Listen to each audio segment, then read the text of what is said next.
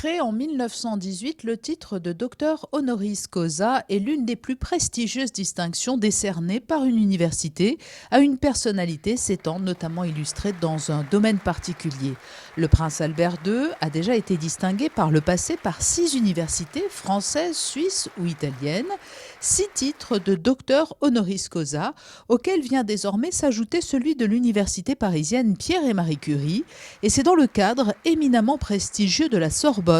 que s'est déroulée la cérémonie destinée à saluer l'engagement du prince en faveur de l'environnement et aux côtés des scientifiques. Je crois que l'engagement de son Altesse Sérénissime dans les combats pour l'environnement, pour la biodiversité, pour la Méditerranée ont un écho très fort dans notre université, qui est la première université en sciences de la mer d'Europe, qui a des stations marines sur le bord de la Méditerranée. Et finalement, on s'est rendu compte que dans l'histoire, déjà,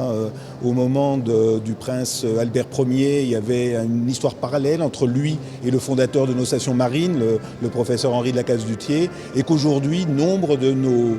chercheurs, nos enseignants-chercheurs, participent à des combats sur l'Arctique, des campagnes maritimes, sur l'acidification des océans, sur la biodiversité, sur la défense des espèces, autant de combats que le prince porte par sa fondation et en même temps au plan politique dans les instances internationales. Et avoir un chef d'État qui est aussi sincèrement et profondément engagé dans ce combat essentiel pour l'avenir de la planète justifie pleinement cette distinction. C'est en convainquant mes homologues, chefs d'État ou de gouvernement, c'est en sensibilisant nos contemporains et c'est en alertant les jeunes générations que j'agis aussi pour la planète, pour convaincre le plus grand nombre, pour mobiliser les ressources et pour fédérer les talents. Je crois que c'est aussi une reconnaissance de tout ce que la principauté fait pour, non seulement pour la défense de l'environnement, pour la mobilité propre, pour une gestion plus durable de nos sociétés